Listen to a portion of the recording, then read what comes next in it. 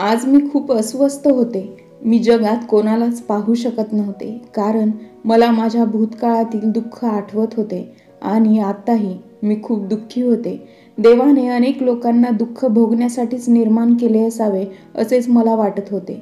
रात्रीची वेळ होती. मी माझ्या मुलींना झोपवून नुकतीच मोकळी झाली होते. आज मी त्यांना चांगलं जेवण देऊ शकले नाही. त्यांचे पोट रिकामे होते, त्यामुळे त्यांना झोप येत नव्हती. तेवढ्यातच दारात कुणाच्या तरी येण्याचा आवाज ऐकून मी खूप काळजीत पडले आणि विचार केला की यावेळी कोण आलं असेल, असा प्रश्न मला पडला. मी दार उघडले तर समोरचे दृश्य पाहून मी आश्चर्यचकित झाले, कारण चक्क माझा नवरा माझ्यासमोर उभा होता. पण आम्ही एकत्र राहत नव्हतो. मी बोलणार, इथे काय घ्यायला आला आहात, असा प्रश्न माझ्या तोंडातून बाहेर येणारच तेवढ्यात मी पाहिले त्याच्या हातात काहीतरी होते. त्याने कपड्यात गुंडाळलेले पाहिले आणि त्याच्या चेहऱ्यावर दुःख आणि डोळ्यात अश्रू दिसत होते, जे मी आजपर्यंत पाहिले नव्हते. आज तर साऱ्या जगाच्या भावना या माणसाच्या आत आल्यासारख्या वाटत होत्या, परंतु तो तर माझ्यासाठी नेहमीच डोकेदुखी होता. मी म्हणाले, काय आहे हे? हे पाहून मी हैराण झाले की ती जी काही गोष्ट होती ती हलत होती. त्याने ती गोष्ट माझ्यासमोर केली आणि म्हणाला की काय, तुझं मन एवढं मोठं असू शकतं का? मी म्हणाले, याचा अर्थ काय? काय पाहिजे तुला माझ्याकडून? तो म्हणाला, मला तुझ्याकडून एक अपेक्षा आहे, तू ती पूर्ण करशील का? मी म्हणाले की तू काय बोलत आहेस ते मला समजत नाही. त्याने त्या गोष्टीवरून कपडा काढला तेव्हा माझ्या तोंडून एक जोरात किंकाळी निघाली. मी डोळ्यांवर हात ठेवला आणि जेव्हा डोळ्यांवरून हात काढला तेव्हा माझा नवरा माझ्यासमोर नव्हता. तो कुठे गायब झाला याचे मला आश्चर्य वाटले, पण मी पाहिले तर तो जमिनीवर बसला होता. त्याने मला अशी गोष्ट सांगितली की मी पण त्याच्या पायाजवळ पडली होती. संपूर्ण कथा जाणून घेऊया, शेवटपर्यंत नक्की ऐका. माझ्या पहिल्या मुलीचा जन्म झाला तेव्हा माझ्या नवऱ्याने तिला आपल्या मांडीवर घेतले, पण तिला मांडीवर घेताच म्हणाला की काश मुलगा झाला असता, कारण ही मुलगी ही खूप वर्षांनी जन्माला आली होती. माझे लग्न झाले तेव्हा पहिल्या वर्षी मी कुणालाही बाळाची गोड बातमी ऐकवू शकले नाही. माझ्या सासूबाईंनी सर्व नातेवाईकांमध्ये मी वांज असल्याचे जाहीर केले. ते माझ्यासाठी खूप विचित्र होते आणि मी खूप दुःखी राहू लागले. मी डॉक्टरांकडे गेले आणि त्यांनीही तेच सांगितलं की सध्याच्या प्रेग्नन्सीची काही आशा नाही. माझ्या सासूबाई मला दिवसभर घराची कामे करायला लावायच्या आणि माझ्या नवऱ्याला म्हणायच्या, जर तुला या बाईकडून मूल मिळत नाही तर तू दुसरे लग्न का करत नाहीस? असं नव्हतं की माझ्या नवऱ्याला दुसरं लग्न करायचं नव्हतं, परंतु त्याला संधीच मिळत नव्हती. शेवटी माझ्या सासूबाई आमच्या मुलाचे तोंड न पाहताच हे जग सोडून गेल्या. याचा आरोप सुद्धा माझ्या नवऱ्याने माझ्यावर केला होता. मी पूर्ण दिवस घरातील कामे करायची, तो ऐकायचा आणि माझे नशीब बदलण्यासाठी देवाकडे प्रार्थना करत असायचा. मग एके दिवशी मला आनंदाची बातमी मिळाली की मी आई होणार आहे. तो दिवस माझ्या आयुष्यातील सर्वोत्तम दिवस होता. मला वाटले की यानंतर माझ्या आयुष्यातील सर्व समस्या दूर होतील. लग्नानंतर 5 वर्षांनी मला मूल होत होतं. अशा परिस्थितीमध्ये जर मुलगी झाली असती तरी सर्वांना आनंद झाला असता, कारण 5 वर्षांनी मूल होत आहे.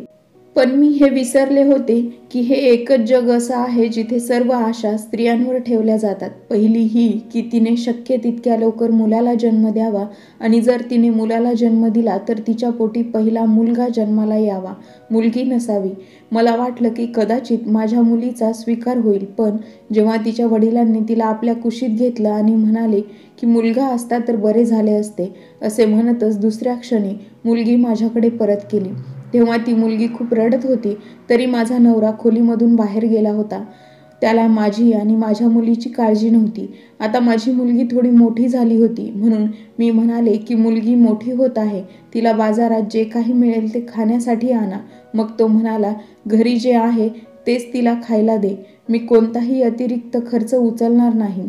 मुलगी आहे, जर मुलगा असता तर मी त्याचं मोठ्या धूमधडाक्यात पालनपोषण केलं असतं आणि त्याच्यावर खर्च करून त्याच्या गरजा पूर्ण केल्या असत्या आणि मग अख्खं कुटुंब काय, अख्खा परिसर पाहत राहिला असता.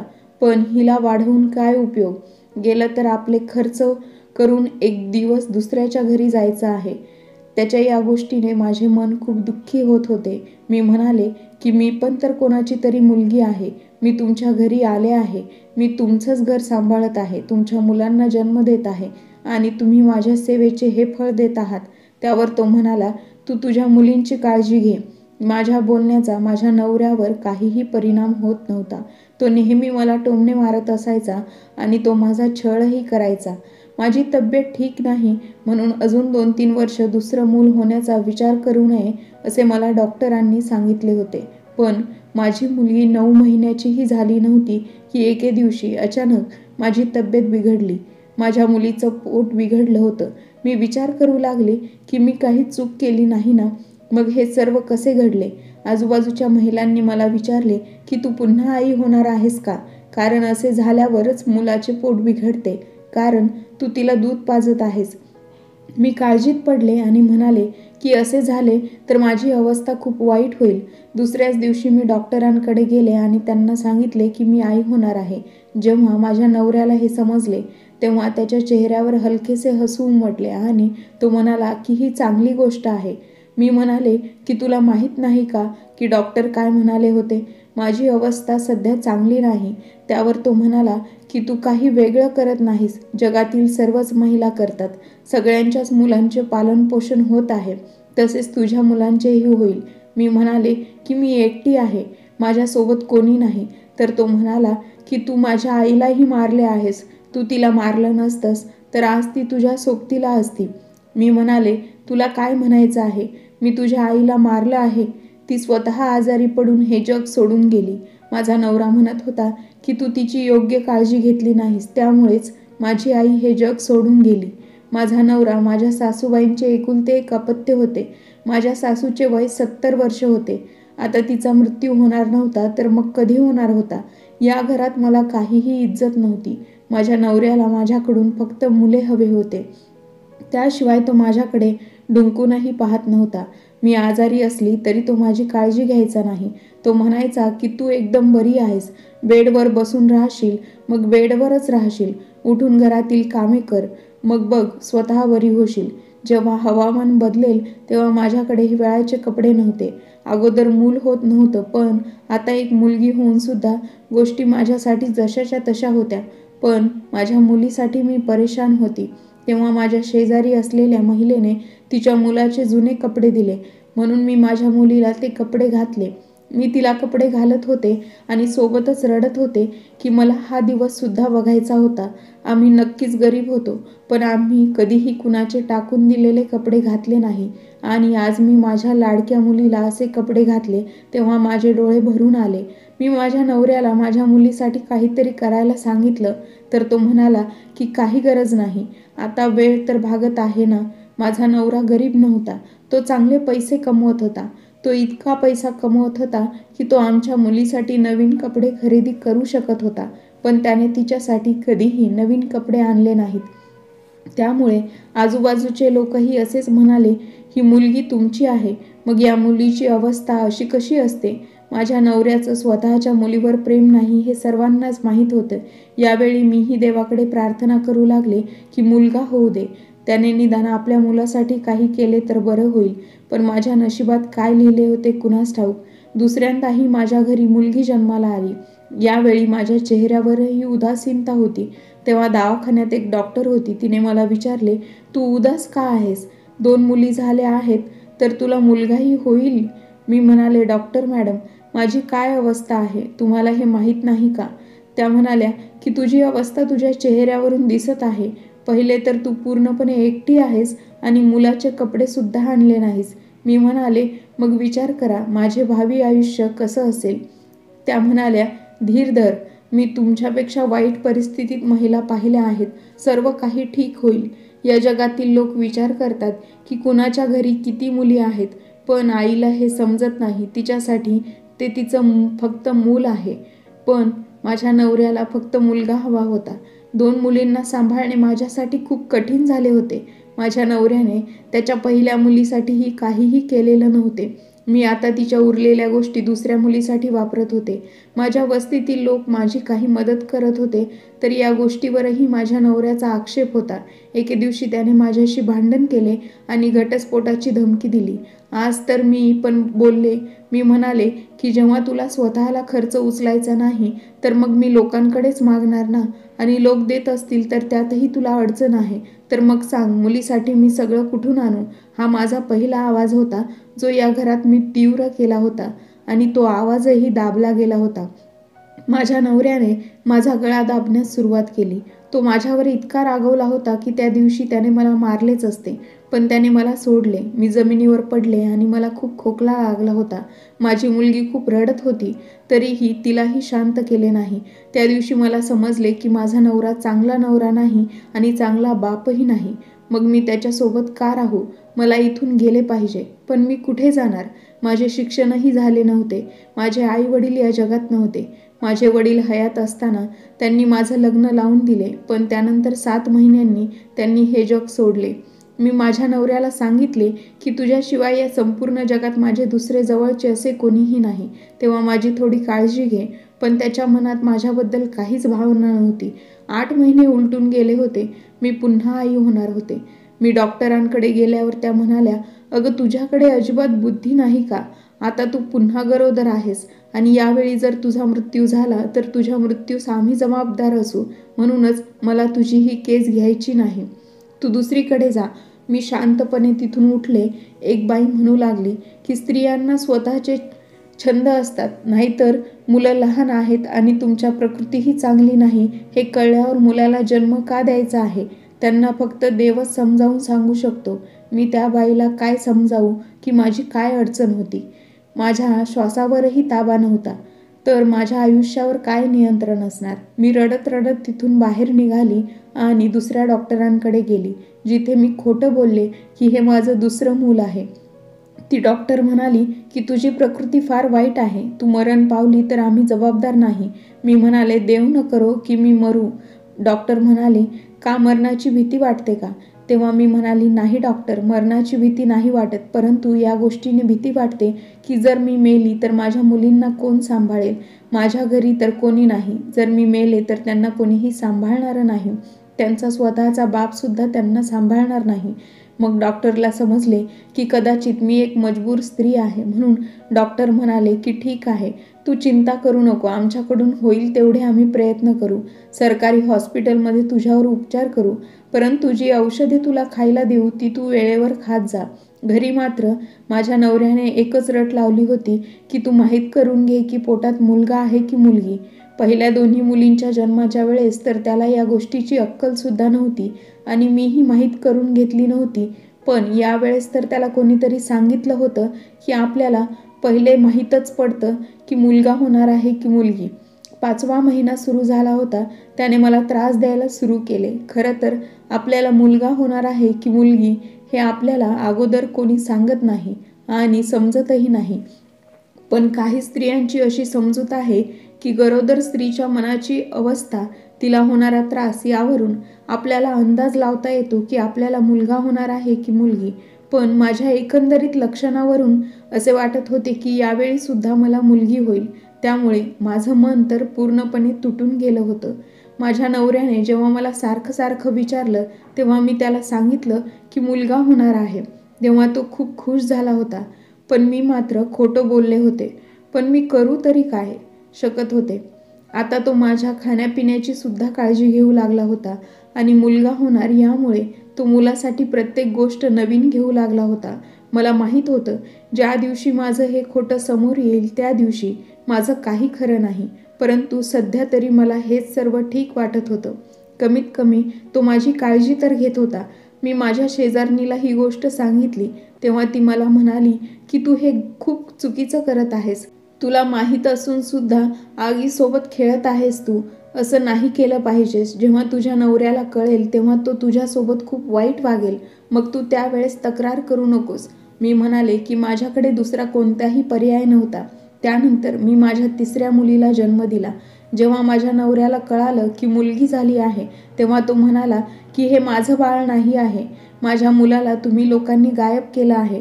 तेव्हा नर्स म्हणाली की तुझ्या बायकोने मुलाला नाही तर मुलीला जन्म दिला आहे आणि तुझ्या बायकोला सुद्धा ही गोष्ट तिच्या अवस्थेवरून थोडीफार आधीच माहिती होती. नक्कीच तिने तुला खोटं सांगितलं असेल. आता तू आमच्या हॉस्पिटलमध्ये उभा राहून तमाशा करू नकोस. तुझ्या मुलीला घे. तेव्हा माझ्या नवऱ्याने स्वतःच्या मुलीला जवळसुद्धा घेतलं नाही आणि तो तिथून निघून गेला. नर्स सारखी माझ्याजवळ येत होती आणि मला म्हणत होती की तू मुलीसाठी कपडे का नाही घेऊन आलीस? जे कपडे तू घेऊन आली आहेस ते तुझ्या मुलीसाठी अपुरे पडत आहेत. माहीत नाही कोणाचे कपडे उचलून घेऊन आली आहेस. आणि हवामान बघ, तुला एवढी अक्कल नव्हती. मी वेड्यासारखी रडत होती आणि हॉस्पिटलच्या एका वॉर्डमध्ये पडून होती. माझी अवस्था खूप वाईट होती. माझ्या दोन्ही मुली छोट्या होत्या. त्या दोघींना खूप मुश्किलीने मी स्वतःजवळ बसवलं होतं. दुसऱ्या मुलीच्या पायाला ओढणी बांधून तिला बेडला बांधून ठेवलं होतं, असं जसं कुठल्या प्राण्यांना बांधून आपण ठेवतो, कारण ती कुठे निघून जायला नको. आणि सगळ्यात मोठी मुलगी एवढी मोठी होती की ती एका बाजूला गुपचूप बसून राहू शकत होती. ना ती कुठली मस्ती करत होती ना ती बोलत होती, फक्त गप्प बसून राहत होती. तिथे बाजूलाच एक महिला बसली होती. तिच्या मुलीने एका मुलाला जन्म दिला होता. ती म्हणाली की आम्हाला हिच्या लक्षणावरून वाटत होते की आमच्या येथे मुलगी जन्माला येणार आहे, परंतु आपला अंदाज नेहमी खरा ठरतो असे नाही. आमच्या इथे मुलगा जन्माला आला आहे. आमच्याकडे काही मुलींसाठी कपडे आहेत, ते तुम्ही घेऊ शकता, नाहीतर बाळाला सर्दी होईल. तिने ते कपडे माझ्या मुलीसाठी दिले. माझ्या डोळ्यातून अश्रू वाहू लागले होते. ती म्हणाली, तुझ्यासोबत कोणी नाही का? मी म्हणाले, नाही, मी एकटीच आहे. त्यावर ती म्हणाली, तुझा नवरा तर आहे ना, त्याने तुझी काळजी घेतली पाहिजे. मी म्हणाले, तो माझी काळजी घेत नाही. त्या बाईला माझ्यावर दया आली आणि तिने माझ्या मुलीसाठी कपडे दिले आणि मला थोडे जेवणसुद्धा भरवलं. 2 दिवसांनी मी माझ्या मुलीला घेऊन स्वतःच घरी आले. तेव्हा माझा नवरा घरी नव्हता. घरात खायलासुद्धा काही नव्हतं. घर अस्तव्यस्त पडलं होतं. माझी अवस्थासुद्धा काही ठीक नव्हती. माहीत नाही मी कशी वाचले. मी सर्व घर झाडून घेतलं. जे कपडे माझ्या नवऱ्याने माझ्या मुलासाठी बनवून घेतले होते ते त्याने सर्व लपवून ठेवले होते. तो म्हणाला की या कपड्यांना तू हातसुद्धा लावायचे नाहीस. मी हे कपडे या मुलीसाठी नाही बनवले. तू मला खोटं बोलली होतीस. तो हॉस्पिटलमध्येच मला खूप साऱ्या गोष्टी ऐकवून कुठेतरी निघून गेला होता. कुठे गेला होता मला काहीच माहिती नव्हतं. असे 4-5 दिवस मी मोठ्या मुश्किलीने काढले होते. माझ्या मुली तर माझे दूध पिऊन पोट भरत होत्या, परंतु माझी अवस्था खूपच खालावली जात होती. माझा नवरा परत आला, परंतु या वेळेला तो एकटा आला नव्हता. त्याच्यासोबत एक महिला होती आणि तिच्याबरोबर त्याने लग्न केले होते. कदाचित म्हणूनच तो 3-4 दिवस गायब होता. तेव्हा मी विचार केला की माझे नशीब खराबच आहे. आता मला माझ्या सवतीला सहन करावे लागेल. परंतु हे बोलणे ऐकून मी एकदमच घाबरून गेली. तो म्हणाला की तू या घरातून निघून जा. या घरामध्ये एकच चांगली रूम आहे आणि तिथे आता माझी दुसरी बायको राहील. तुला इथून जावे लागेल. त्यावर मी म्हणाले, मी कुठे जाऊ? माझ्यासोबत 3 मुली आहेत. थोडा विचार तरी करा. एक मुलगी तर काही दिवसांपूर्वी जन्माला आली आहे. त्यावर तो म्हणाला, तू तुझ्या मुलींना उचल आणि इथून चालती हो. मी कधी विचारसुद्धा केला नव्हता की माझा नवरा माझ्याबरोबर असा वागेल. त्याने दुसरं लग्न केलं आहे तर कमीत कमी तो मला त्याच्या आयुष्यात तरी ठेवेल. मी एकाच छताखाली राहीन.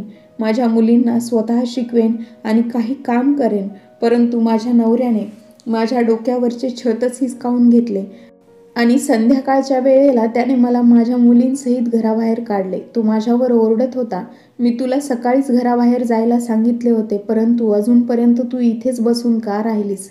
मी त्याचे पाय धरले आणि त्याला म्हणाली, माझ्यावर दया करा आणि देवाला थोडे तरी घाबरा. त्यावर तो म्हणाला, तुझ्यासाठी माझ्याकडे काहीच नाही. मला तुझी दया येत नाही, तुझ्यावर प्रेमही नाही. आता तुझ्यासोबत माझे कोणतेही नातेही नाही. तू माझ्याबरोबर खोटं बोललीस. त्यावेळेला तू विचार करायला हवा होतास. मी म्हणाली, मी मजबूर होते. मग खोटे बोलणार नाही तर काय करणार? त्यावर तो म्हणाला, तू खोटे बोललीस, पण मी या वेळेला विचार केला होता की जर मुलगी झाली तर मी दुसरं लग्न नक्की करेन आणि मी लग्न केलं आहे. मी म्हणाले, मी या घरातील एका कोपऱ्यात पडून राहीन, घरातील सर्व कामे करेन, पण मला या घरातून बाहेर काढू नका. त्यावर तो म्हणाला की माझ्या दुसऱ्या बायकोला तुझे इथे राहणे अजिबात आवडणार नाही, त्यामुळे तुला जावेच लागेल. संध्याकाळची वेळ होती. मी माझ्या 3ही मुलींना मिठी मारली आणि जड पावलांनी त्या घराबाहेर पडले. त्या घरातून बाहेर पडताना माझ्या मनाची काय अवस्था झाली होती हे माझं मलाच माहीत होतं. माझ्या मोठ्या मुलीने माझा पदर पकडला होता, कारण ती चालायला लागली होती. दुसऱ्या 2 मुलींना मी उचलून घेतले होते. थोडेफार सामान घेतले होते आणि थोडे पैसे मी माझ्याकडे जपून ठेवले होते, परंतु तेवढ्या पैशाने मी काय करणार होते? त्यानंतर आयुष्याने मला जे काही दिवस दाखवले ते खूपच वाईट होते.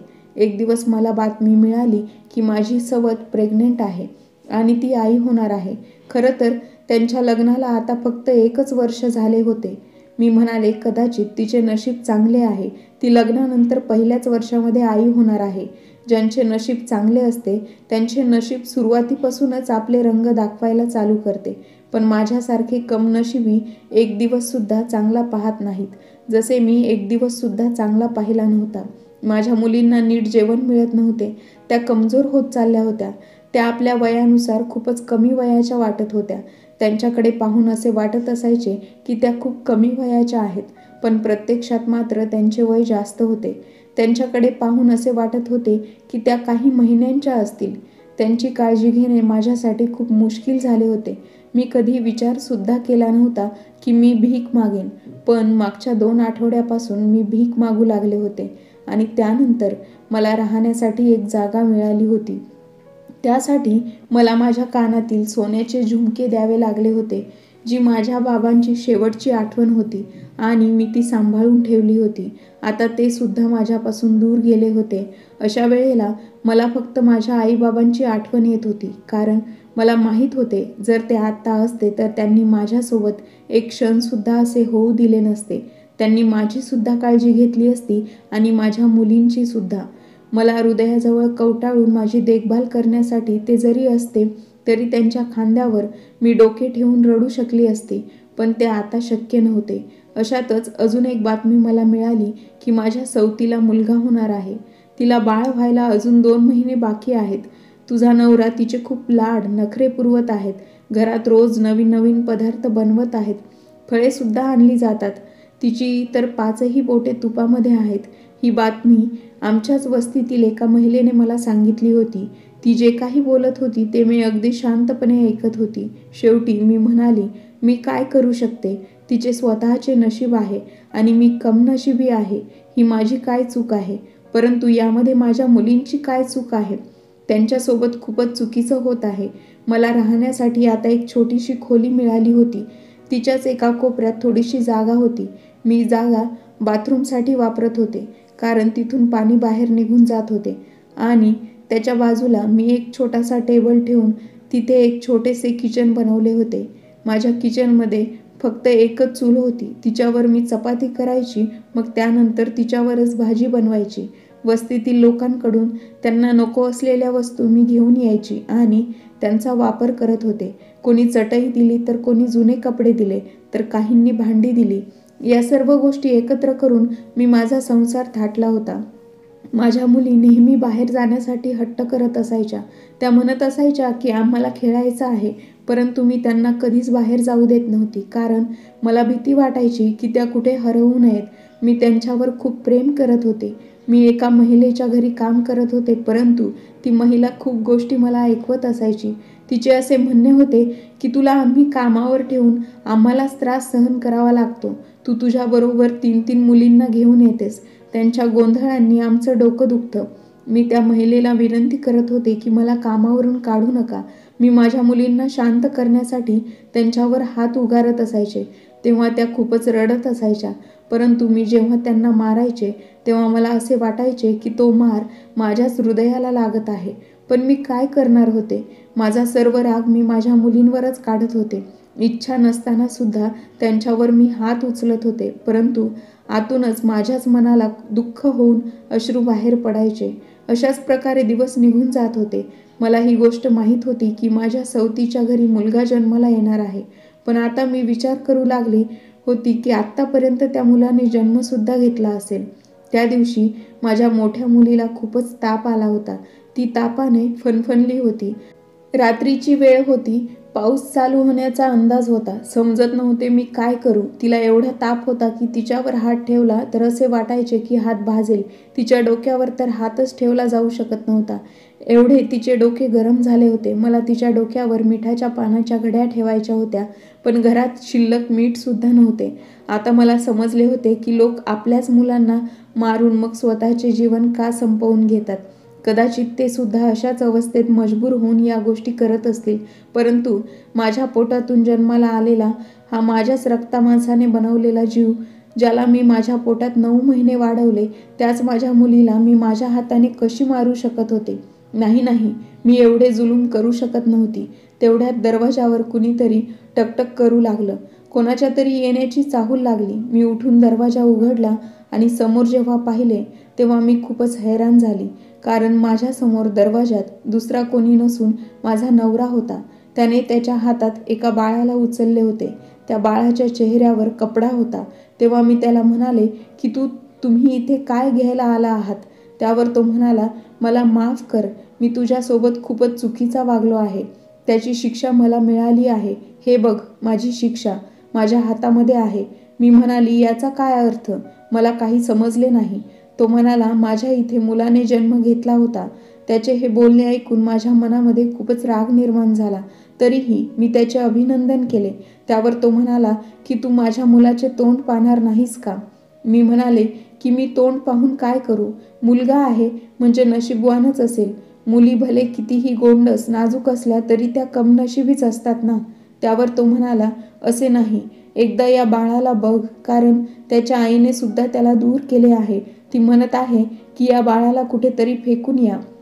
मी त्याला फेकण्यासाठी निघालो होतो, परंतु माहीत नाही तुझ्याकडे कसा आलो. मी म्हणाली, असे का? त्या बाळाला फेकत आहात?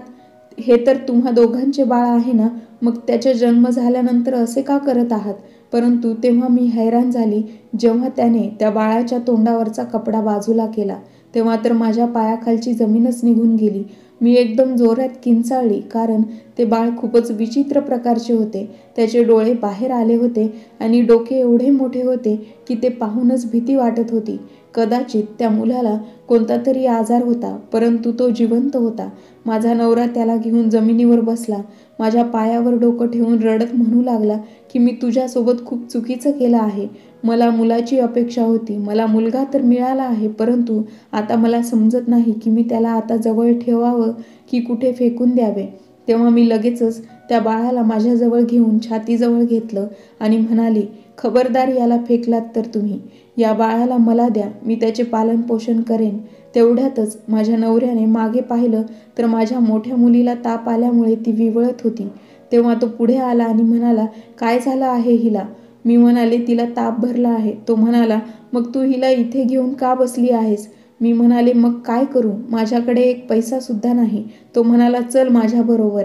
त्याने माझ्या तिन्ही मुलींना आणि मला बरोबर घेऊन तो निघाला आणि घरी घेऊन गेला. घरी पोहोचल्यानंतर मी त्याला म्हणाली, तुमची दुसरी बायको कुठे आहे? त्यावर तो म्हणाला की ती तिच्या घरी निघून गेली आहे. एवढं बोलून तो माझ्या मोठ्या मुलीला घेऊन डॉक्टरांकडे गेला आणि मी त्याच्या मुलाला सांभाळत होती. मी माझ्याच अंगावरचे दूध त्याला पाजले, कारण माझी छोटी मुलगी अजूनसुद्धा अंगावरचे दूध पीत होती. जेव्हा माझा नवरा परत आला तेव्हा माझ्या मोठ्या मुलीची अवस्था पहिल्यापेक्षा चांगली होती. ती झोपली होती आणि माझी बाकी मुले सुद्धा झोपली होती. तेव्हा तो माझ्याजवळ येऊन बसला आणि म्हणाला, देवासाठी मला माफ कर. मुली तर साक्षात लक्ष्मीचे रूप असतात. बघ ना, देवाने मला कशी शिक्षा दिली आहे. मी त्याला म्हणाले, मी तुम्हाला माफ केलं आहे. देवसुद्धा तुम्हाला माफ करेल. तो म्हणाला, आता तू इथेच राहशील. मी या सर्व मुलांची जबाबदारी घेईन.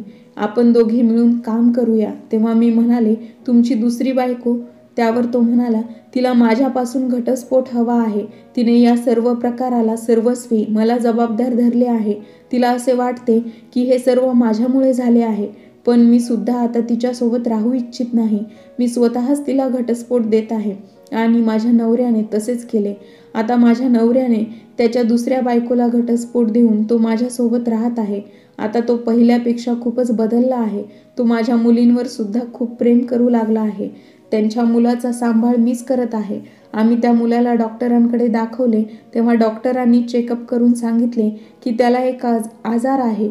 त्याचे आयुष्य थोडे कठीण आहे, परंतु तो थोडा मोठा झाला की आपण त्यावर उपचार करून आपल्याला त्याला अगदी नॉर्मल करता येईल. आता तुम्हीच सांगा की मी माझ्या नवऱ्याच्या या आजारी मुलाचा स्वीकार करून चांगले केले की नाही. असे म्हणतात ना, आई तर प्रत्येक महिला असते, परंतु प्रत्येक महिलेमध्ये आईचे हृदय नसते. म्हणूनच कोणीही मुलगा आणि मुलगी यामध्ये कधीही भेदभाव करू नये. मुलगा असला काय किंवा मुलगी असली काय, दोन्हीही आपलीच मुले आहेत.